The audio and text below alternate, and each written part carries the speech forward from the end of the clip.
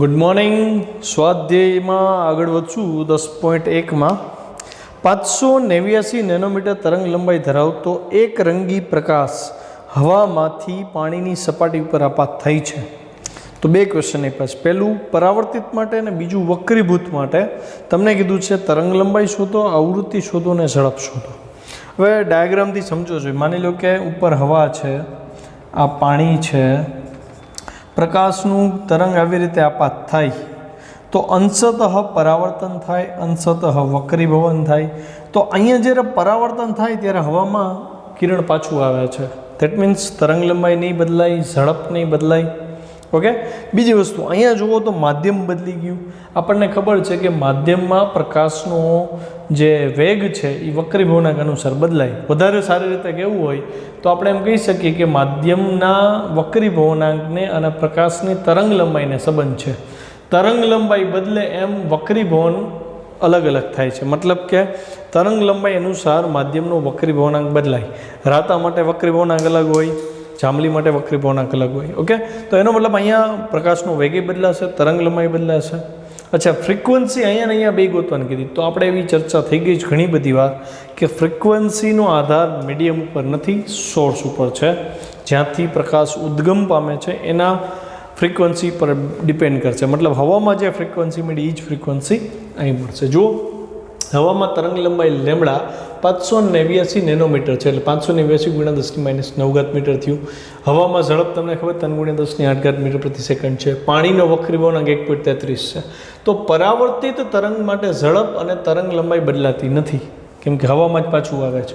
તો પરાવર્તિત તરંગની પહેલાં આવૃત્તિ ગોતી લઈ. F = c/λ, કેમ કે c = f લેમડા થાય. તો c ની વેલ્યુ 3 × 10⁸ છે. લેમડા આપ્યો 589 નેનોમીટર 10⁻⁹. તો કેલ્સી લ્યો ફટાફટ, સાદુરૂપ આપો. 3/589 કરો. અહીંયા -9 પર ગયા, 17 ત્યાંના 0.0509 થઈ ગયું. તો હું કેટલા સ્ટેપ ખસું? 3 સ્ટેપ ખસ્યા આપણે જમણી બાજુ, એટલે 3 ઘાત ઘટી ગઈ અને 5.09 × 10⁻14 હર્ટ્ઝની ફ્રિકવન્સી મળી. તો છોકરો ફ્રિકવન્સી પાણીમાં લ્યો કે હવામાં લ્યો આટલી જ મળશે. હવે વક્રીભવન માટે બીનો ક્વેશ્ચન જે હતો, વક્રીભૂત પ્રકાશ માટે માધ્યમ બદલાય, તેથી પ્રકાશનો વેગે બદલાય, તરંગ લંબાઈ પણ બદલાય, પણ આવૃત્તિ અચળ રહી. આવૃત્તિ અહીંયા જે મેળવી હતી ને એ ડાયરેક્ટ લખી નાખી. હવે આપણને ખબર છે વક્રીભવનાંક બરાબર શૂન્યાવકાશમાં પ્રકાશનો વેગ છેદમાં માધ્યમમાં પ્રકાશનો વેગ. તો માધ્યમમાં પ્રકાશનો વેગ જોતો તો v c/n છેદમાં આવ્યો c 3 × 10⁸. n હતો 1.33, તો 3/1.33. છોકરાઓ ઓલમોસ્ટ 2.25ની પાછળ આંકડા આવે, રાઉન્ડ અપ કરો તો 2.26 જેવું આ થાય છે. 2.26 × 10⁸ મીટર પ્રતિ સેકન્ડ પાણીમાં પ્રકાશનો વેગ થયો. હવે પાણીમાં વેવલેન્થ થઈ જોઈ છે. તો પાણીમાં વેવલેન્થ જોતી હોય તો આપણને ખબર છે કે તરંગ લંબાઈ હવામાં હોય ને એના કરતાં ઘટ્ટ માધ્યમમાં જાય ને ત્યારે તરંગ લંબાઈ n-માં ભાગની થઈ જાય. તો જો મેં તરંગ લંબાઈ n-માં ભાગની કરી. મૂળ તરંગ લંબાઈ હતી હવામાં 589 × 10⁻⁹ છેદમાં વક્રીભવનાંક 1.33, એટલે 442.85 × 10⁻⁹. રાઉન્ડ ઓફ કરતાં 443 × 10⁻⁹ મીટર લીધી. તો 10.1 અહીં પૂરું થઈ જાય. હવે 10.2માં જુઓ, સીધા આન્સર જ લખવાના છે. તમારે જવાબ તમારા ઓન વર્ડ્સમાં લખવાના. હું એક્સપ્લેન કરી દઉં છું. 10.2માં કહે છે કે નીચેના આપેલા દરેક કિસ્સા માટે તરંગ અગ્રનો આકાર શું હશે? પહેલો ઓપ્શન છે બિંદુવત ઉદ્ગમમાંથી ફેલાતો પ્રકાશ. છોકરાઓ, બિંદુવત ઉદ્ગમ છે એમાંથી જે પ્રકાશ ફેલાય તો પ્રકાશના દરેક કિરણે સમાન સમયમાં કાપેલું અંતર કેવું હશે? સમાન હશે. સમાન અંતર કાપ્યું હશે એટલે અહીં બધાય શૃંગ જ પહોંચ્યા હશે, એટલે કે બધાય સમાન કણામાં પહોંચશે. તો જે તરંગ અગ્ર મળ્યું આપણને એ આપણને કેવું મળશે? ગોળાકાર તરંગ અગ્ર મળશે. બિંદુવત ઉદ્ગમમાંથી ગોળાકાર તરંગ અગ્ર મળે. બીજું, બહિર્ગોળ લેન્સમાંથી નિર્ગમન પામતો પ્રકાશ કે જ્યારે બિંદુવત ઉદ્ગમ તેના કેન્દ્ર ઉપર હોય. કેન્દ્ર એટલે મુખ્ય કેન્દ્રની વાત છે. માની લો કે આ લેન્સ છે, આ એનું મુખ્ય કેન્દ્ર છે. અહીંયા વસ્તુ મૂકો તો તમને ખબર છે પ્રકાશના કિરણો અહીંયા સમાંતર બહાર નીકળે. તો આ કયું તરંગ અગ્ર દર્શાવે? સમતલ તરંગ અગ્ર, કેમ કે અનંત અંતરે જશે એ કિરણો. તો સમતલ તરંગ અગ્ર થયો, એનો જવાબ સમતલ તરંગ અગ્ર. પછી સી, દૂર રહેલા તારાના પ્રકાશના તરંગ અગ્રનો પૃથ્વી દ્વારા અંતરાતો ભાગ. આ સરસ ક્વેશ્ચન છે. માની લો કે અહીં તારો છે, બિંદુવત ઉદ્ગમ થયું એટલે એણે કેવા તરંગો ઉત્સર્જિત કર્યા? વર્તુળાકાર. હવે ખૂબ દૂરના અંતર અહીંયા પૃથ્વી છે છોકરાઓ, તો જ્યારે પૃથ્વી ઉપર આપાત થતો ભાગ કીધો, તો પૃથ્વી ઉપર આપાત થતો ભાગ જો આ થયો, તો પૃથ્વી ઉપર આપાત એટલો ભાગ જ થયો, તો આ ભાગને તમે વક્ર કહેશો કે સુરેખ કહેશો? ઓબ્વિયસ સુરેખ જ કહેશો, કેમ કે આ વક્ર છે આખો ભાગ, પણ વક્રના જેમ નાનો ભાગ કરતા જાય એમ એ ભાગ સુરેખ થતો જાય. એટલે પૃથ્વી પર આવતા તરંગગ્રહો આ તારાના જે હશે એ સમતલ તરંગગ્રહો હશે. બરાબર. પછી 10.3માં આવો, કાચનો વક્રીભવનાંક 1.5 છે, તો પ્રકાશની કાચમાં ઝડપ કેટલી હશે? સેમ આ મેથડથી કરવાનું છે. c/v કરી નાખજો. v આપણે ગોતવો છે, v આ બાજુ આવે એટલે c/n. c 3 × 10⁸ છે. કાચ માટે વક્રીભવનાંક આપ્યો છે 1.5. 1.5 અહીં મૂકો એટલે 3/2 એટલે 2 થાય. જવાબ આવશે 2 × 10⁸ મીટર પ્રતિ સેકન્ડ. તો હું નથી ગણાવતો. પછી કીધું છે શું પ્રકાશની કાચમાં ઝડપ પ્રકાશના રંગથી સ્વતંત્ર છે? મતલબ પ્રકાશનો રંગ બદલે તો શું કાચની અંદર એની ઝડપને એ અસર નહીં કરે, મતલબ એનાથી સ્વતંત્ર છે? તો આપણે કહીએ ના, જો રંગ બદલશે તો પ્રકાશ જે છે એ પોતાની ઝડપ પણ બદલશે. શું કામ? તો આપણે આ શબ્દો તમે પકડજો, તમારે જાતે લખવાનું છે. આપણે જોયું છે કે જેમ તરંગ લંબાઈ બદલે એમ વક્રીભવનાંક પણ એને અનુરૂપ બદલાય છે. પ્રિઝમના પ્રયોગની અંદર જ્યારે શ્વેત પ્રકાશ આપાત કરવામાં આવ્યો ત્યારે એમાં રહેલા જાનીવાલી પીનારા રંગો અલગ અલગ કોણે વક્રીભવન પામતા હતા, કેમ કે માધ્યમની અંદર દાખલ થયા પછી દરેક તરંગોની તરંગ લંબાઈ અનુસાર બધાનું વક્રીભવન અલગ થયું. સૌથી વધુ વક્રીભવન થયું જાંબલીનું, સૌથી ઓછું વક્રીભવન થયું રાતાનું. તો જેનું વક્રીભવન વધારે થયું એ તરંગની તરંગ લંબાઈ સૌથી ઓછી હતી, મતલબ તરંગ લંબાઈ ચલે છે 1/n. અચ્છા, પણ આપણને ખબર છે c = f લેમ્બડા. f તો અચળ છે, તો c ચલે છે લેમ્બડા. તો જેમ લેમ્બડા ઓછો એમ એનો વેગે ઓછો થાય. તો અહીંયા જાંબલીની તરંગ લંબાઈ ઓછી છે તો એનો પ્રકાશનો વેગ ઓછો હોય, અને એવી જ રીતે રાતાની તરંગ લંબાઈ વધુ છે તો રાતાનો પ્રકાશનો વેગ વધુ હશે. ઓકે. પછી દાખલા નંબર 10.4 એ હું ગણાવું છું.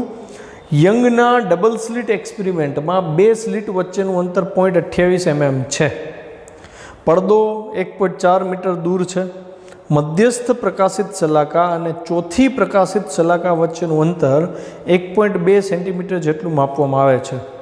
તો પ્રયોગમાં વપરાયેલ પ્રકાશની તરંગ લંબાઈ શોધો. છોકરો ડબલ સ્લિટ એક્સપેરિમેન્ટ આવે, સૂત્રોમાં ગોટા ન થવા જોઈએ, ધ્યાન રાખજો. સૌથી પહેલાં 2 સ્લિટ વચ્ચેનું અંતર 0.28 mm છે. મેં સેન્ટીમીટરમાં ફેરવું, બધો હિસાબ હું સેન્ટીમીટરમાં જ કરીશ. સ્લિટ અને પડદા વચ્ચેનું અંતર d 1.4 મીટર છે, ગુણ્યા 100 કર્યા એટલે 140 સેન્ટીમીટર થયા. મધ્યસ્થ પ્રકાશિત અને ચોથી પ્રકાશિત શલાકા વચ્ચેનું અંતર આપી દીધું છે, x4 આપણે કહી દઈએ છીએ. સ્ક્રીન યાદ ન હોતી તો કરાવું. અહીંયા 2 સ્લિટ હતી અને અહીંયા મધ્યસ્થ શલાકા રચાણી હતી, ત્યાંથી ચોથા નંબરની પ્રકાશિત શલાકાની વાત છે. તો આપણે આના માટેની શરત તારવી હતી. ધારો કે nમી પ્રકાશિત શલાકા હોય તો આપણે xn અંતર, આ અંતર ગોતતા શીખાતા, યાદ આવ્યું? હવે તો આ અંતરનું સૂત્ર હતું n લેમ્બડા કેપિટલ d/d. પ્રકાશિત શલાકા ડબલ સ્લિટ છે એટલે સિંગલ સ્લિટ માટે પાછું સૂત્ર બદલી જાય. તો x4 = 4 ટાઈમ્સ n ની બદલે 4 લેમ્બડા કેપિટલ d/d. લેમ્બડા ગોતવાનો કીધો છોકરાઓ, લેમ્બડાને કરતા બનાવી લીધું. તો લેમ્બડા = x4 × d ઉપર આવ્યા, કેપિટલ d નીચે આવ્યા, આ 4 નીચે આવ્યા. તો x4 1.2 સેન્ટીમીટર હતું, d 28 × 10⁻³ 4 mm, d 140 capital d. ઘણીવાર શું થાય ખબર છે, આ ડીની વેલ્યુ મૂકવા ઉપર નીચે થઈ જાય, પછી એમ કે સર જવાબ આવતો જ નથી. પણ એ ન આવે ને, ક્યાં કેપિટલ ડી મૂકવું ને ક્યાં સ્મોલ ડી મૂકવો, એના માટે મેં ટેકનિક આપી હતી, આ રીતે યાદ રાખજો એમ. તો આનું સાદુરૂપ છોકરાઓ આવે જ જોવું જોઈએ, ચેક કરવો જોઈએ. 0.06 × 10⁻³ સાદુરૂપ આપ્યું. જો મેં સ્ટેપ છે ને કેટલા 5 સ્ટેપ જમણી બાજુ લીધા એટલે 5 ઘાતામાં બાદ થાય 6000 × 10⁻8 સેન્ટીમીટર થયું. અને 10⁻8 સેન્ટીમીટર, સેન્ટીમીટર એટલે 10⁻2 મીટર એટલે 10⁻10 મીટર થયા. 10⁻10 મીટર એટલે એંગસ્ટ્રોમ. તો તરંગ લંબાઈ થઈ 6000 એંગસ્ટ્રોમ. તો એ દાખલા નંબર 10.4 પૂરો થાય છે. આ દાખલો છે ને છોકરો 2 વાર ગણી અને મને મોકલજો. તો સ્વાધ્યાયનો 10.5 કરતાં પહેલાં એક સરસ અગત્યની નોંધ કરવાની છે. ધારો કે આપણે એક તરંગ લઈ છીએ આપણે છોકરાઓ, એને હું એથી દર્શાવું છું. તો તો એ બરાબર હું લખી શકું A0 cos ઓમેગા ટી. ચલો મેં આમ લખ્યું અને બીજું તરંગ લઉં છું B0 cos omega T plus theta છે. ઓકે, તો આ બે વચ્ચે કડા તફાવત કેટલાનો થયો? થીટાનો થયો. હવે કોઈ એક બિંદુએ, ધારો કે બિંદુ P છે, P બિંદુએ A તરંગી પહોંચે છે અને B તરંગી પહોંચે છે અને બે વચ્ચે કડા તફાવત થીટા છે છોકરાઓ. તો P પાસે એના સંપાતીકરણની જે અસર છે એ કઈ રીતે મળે? તો એનું સૂત્ર છે છોકરાઓ આવું: R² બરાબર S² plus B² plus 2AB cos theta. Theta શું છે? બે વચ્ચેનો કડા તફાવત છે. તો આ સૂત્ર કંઈ નવું નથી, તમારા માટે જાણીતું છે. R શું છે? તો કે અહીંયા જે બિંદુ હતું એનો પરિણામી કંપ વિસ્તાર થશે, જે આ બેના સદિશ સરવાળા જેટલો થાય. બરાબર, સદિશ સરવાળો કરી દીધો, સદિશ સરવાળાનું સૂત્ર થયું. અચ્છા, તો છોકરાઓ A0 શું હતો? આનો કંપ વિસ્તાર હતો. B0 આનો કંપ વિસ્તાર છે. આ કંપ વિસ્તાર છે. ખ્યાલ આવ્યો? અને R શું છે? તો કે પરિણામી જે અસર છે એનો કંપ વિસ્તાર છે. અચ્છા, આપણને ખબર છે છોકરાઓ, કંપ વિસ્તાર અને તીવ્રતાનો સંબંધ ખબર છે ને? આપણને ખબર, તીવ્રતા ચલે છે કંપ વિસ્તારનો વર્ગ. તો આ પરિણામી તરંગ થયું P બિંદુએ. તો પરિણામી તરંગની તીવ્રતા છે એ કંપ વિસ્તારના વર્ગના સમચલનમાં છે. વર્ગના સમચલનમાં છે તો હું કંપ વિસ્તારના વર્ગની બદલે પરિણામી તીવ્રતા લખી શકું I. ચલો આને I1 કહી દઉં, આની તીવ્રતા છે. તો એના કંપ વિસ્તારના વર્ગના સમપ્રમાણ, એટલે A0² ની બદલે I1 થઈ જાય. સેમ વે આ I2 થઈ જાય પ્લસ આ 2. આ A0 B0 છે તો એ તીવ્રતાના વર્ગમૂળના સમપ્રમાણમાં થાય, એટલે વર્ગમૂળમાં I1 I2 cos થીટા. તો એમના એમ રહીએ. ટૂંકમાં બે તરંગો જો એક જ બિંદુએ ભેગા થાય તો એની તીવ્રતા અહીંયા શું ઉદ્ભવે? એનું આ પરિણામી તીવ્રતાનું સૂત્ર છે, જે આપણે સદિશ સરવાળાના નિયમ ઉપરથી મેળવેલું છે. કંપ વિસ્તારને અને તીવ્રતાને જે સંબંધ છે એનો ઉપયોગ મેં અહીં કર્યો છે. આને નોંધમાં લઈ લેજો.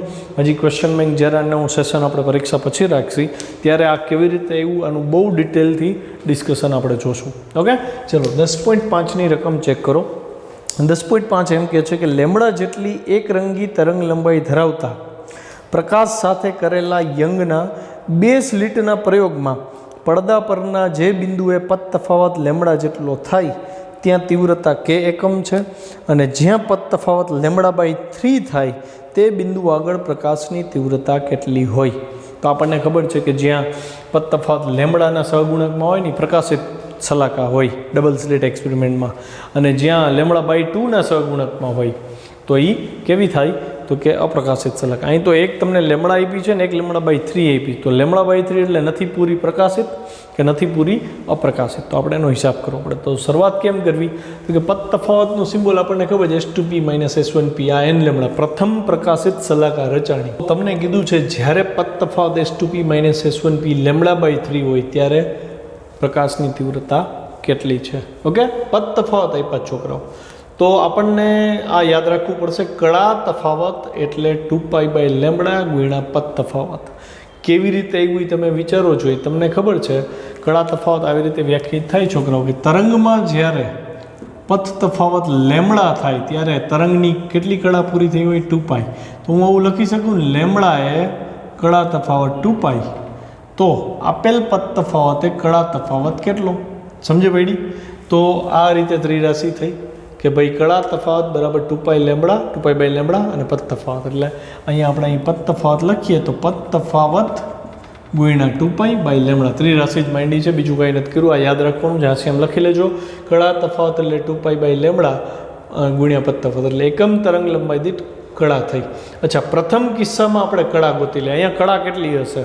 કળા તફાવત કેટલો હશે? અહીં ખરેખર કળા નહીં પણ કળા તફાવત આવે. કળા તફાવત કોનો? તો એ સમજો. આ સ્ક્રીન છે, આ પહેલી સ્લિટ છે અને આ બીજી સ્લિટ છે, S1 અને S2. તો તમે જુઓ અહીંયા P બિંદુ લીધું હોય તો S1P વાળું કિરણ પહેલાં પહોંચી જાય ને S2P વાળું કિરણ થોડુંક લેટ પહોંચે ને. તો કેટલું લેટ પહોંચે છે? તો કે પહેલા કિસ્સામાં લેમડા જેટલો ફરક આવે છે. એમાં ખ્યાલ આવ્યો? તો જેટલો પદ તફાવતમાં ફેર આવ્યો એટલો જ કળામાં ફરક આવે ને, કેમ કે આ લેટ પહોંચે છે. કેટલું લેટ પહોંચે છે? તો કે 2π રેડિયન જેટલું લેટ પહોંચે છે. તો એનો કળા તફાવત થયો. કેમ 2π રેડિયન? તો કે અહીં એક તરંગ પાછળ રહ્યું તો રેડિયન સામે 2π થાય. જો ચેક કરી પ્રથમ કિસ્સામાં, આ પ્રથમ કિસ્સો હતો ત્યારે કળા તફાવત φ1 કેટલો મળ્યો? તો કે 2π/λ ગુણ્યા પદ તફાવત લેમડા. જો લેમડા કટ 2π રેડિયન આવી ગયો ને. તો કડા તફાવતનો ઉલ્લેખ આપણી ટેક્સ્ટબુકમાં બહુ ડિટેલમાં નથી આપ્યો, પણ એનો ઉપયોગ આવે છે તો આપણે શીખશું. હવે બીજા કિસ્સાની વાત કરીએ. બીજા કિસ્સામાં ફરી પાછો અહીંયા જોઈ છીએ આપણે કડા તફાવત જ. તો બીજો કિસ્સો શું હતો છોકરાઓ? તો બીજા કિસ્સામાં તમને કીધું હતું કે પી બિંદુને બદલે ધારો કે હવે હું એક બીજું બિંદુ લઉં, ઉપર નીચે ક્યાં છે ડિપેન્ડન્ટ, હું માની લો કે અહીં મેં ક્યુ બિંદુ લીધું. તો હવે અહીંયાથી જે તરંગ નીકળું ને અહીંથી જે તરંગ નીકળું, અહીંયા જે પદ તફાવત આવ્યો ને એ λ/3 છે. એટલે કે આનો છોકરાઓ ત્રીજો ભાગ, તો આના 3 સરખા ભાગ પાડો તો પોણા ભાગનું શૃંગ થાય. એટલે આટલો ભાગ થયો, અહીંયા પોણા ભાગનું શૃંગ તમારે દર્શાવવાનું થયું. તો આટલો ભાગ તરંગનો પાછળ રહી જાય છે, આ પાછળ રહે છે, આ જલ્દી પહોંચી જાય છે. તો આને અનુરૂપ પાછો ખૂણો ગોતવો પડે રેડિયનમાં. તો એ આપણે કડા તફાવતથી ગઈ તો 2π/λ ઇન્ટુ λ/3 એટલે 2π/3 એટલે 120 ડિગ્રી અથવા તો 2π/3 રેડિયન જેટલું કડામાં S2નું કિરણ પાછળ રહે છે. તો એને લીધે તીવ્રતામાં ફરક આવે. ઓકે, હવે ધારો કે અહીંથી જે પ્રકાશ નીકળતો હતો એની તીવ્રતા I1 હતી, આની તીવ્રતા I2 હતી. બે ઉદ્ગમો સુસંબદ્ધ હોય યંગના પ્રયોગમાં, એટલે છેલ્લે હું એવું કહી દઈશ કે ભાઈ બેની તીવ્રતા સરખી જ છે અને એનો I0 કહી દઈશ. તમને કહે છે કે ભાઈ પહેલા કિસ્સામાં આ બેની સંયુક્ત અસર P બિંદુ પાસે K તીવ્રતા આપતી હતી અને Q બિંદુ પાસે K' તીવ્રતા આપે છે. તો K' તમારે ગોતવાનો હતો. તો હું પહેલાં તો એમ કહું, પરિણામી તીવ્રતા જો I હોય તો I બરાબર I1 + I2 + 2√I1 I2 cos phi. આ ક્યાંથી આવ્યું? અહીંથી આવ્યું. જ્યાં A અને B વચ્ચેનો કડા તફાવત અહીં થીટા હતો, ત્યાં મેં ફાઈ કીધો છે, એનાથી કંઈ ફરક ન પડે ને, થીટા કયો ફાઈ કયો. તો મેં સમીકરણમાં લખ્યું I1 અને I2 તો સરખા હતા. કેમ સરખા હતા? તો કે એ ડબલ સ્લિટ એક્સપેરિમેન્ટ છે, યંગનો એક્સપેરિમેન્ટ છે. તો સુસંબદ્ધ ઉદ્ગમ હોય, સુસંબદ્ધ ઉદ્ગમ હોય એટલે બે છિદ્રોમાંથી જે પ્રકાશ આવે સમાન તીવ્રતાનો હોય. તો એના બરાબર મેં I0 ધાર લીધું. તો પહેલા કિસ્સામાં તીવ્રતા કેટલી હતી? K. એટલે પરિણામી તીવ્રતા I ને બદલે મેં લખી નાખ્યા K, I1 ને બદલે I0, I2 ને બદલે I0, 2m I0 નો સ્ક્વેર, એનું સ્ક્વેર રૂટ એટલે I0 cos phi 1 પહેલો કિસ્સો હતો. એટલે phi 1 2π છે તો એની વેલ્યુ આપણે મૂકીએ cos 2π એટલે 1. તો E1 આ 2I0 + 2I0 4I0. K ગોતી લીધા છોકરાઓ, 4I0. મતલબ એવો થયો કે P બિંદુ પાસે જ્યારે પદ તફાવત λ હતો ત્યારે તીવ્રતા આ બેની વ્યક્તિગત તીવ્રતાથી 4 ગણી જોવા મળી. તો આપણે ચર્ચા થઈ હતી. હવે વાત આવે છે Q બિંદુ પાસે શું થાય? તો બીજા કિસ્સામાં હું પરિણામી તીવ્રતા I ને બદલે K' લખીશ I0 + I0 + 2 વર્ગમૂળમાં I0 × I0 સ્ક્વેર એનું વર્ગમૂળ એટલે I0 cos phi 2. રેડી? આ 2I0 cos phi 2 આપણને મળ્યા હતા 2π/3. તો અહીંયા 2π/3 ની વેલ્યુ મૂકી. cos 2π/3 એટલે દ્વિતીય ચરણમાં cos ઋણ હોય અને cos 60 ની વેલ્યુ 1/2 થાય એટલે -1/2 થયા, 2 કેન્સલ થયા. -I0 2I0 -I0 એટલે I0 મળ્યા. તો K' શું મળ્યું? 4I0/4. 4 cancel, that is K/4. એટલે કે ચોથા ભાગની થઈ તીવ્રતા આના કરતાં. બસ, તો અહીંયા દાખલો પૂરો.